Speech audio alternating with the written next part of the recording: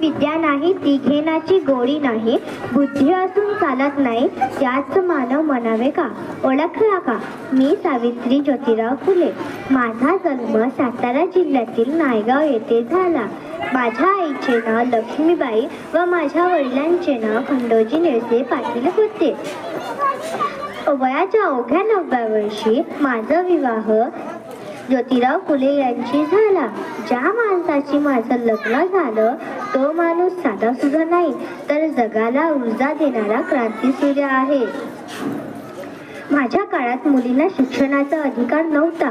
फक्त चूल आणि मुलंच सांभाळायचे होते. मुलगी शाळेत गेली तर धर्म बोलायचा म्हणायचे.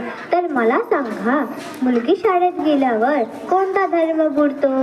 धर्मासाठी माणूस असतो की माणसासाठी धर्म? एवढंच बोलून मी 2 शब्द बंद करते. जय हिंद, जय भारत, जय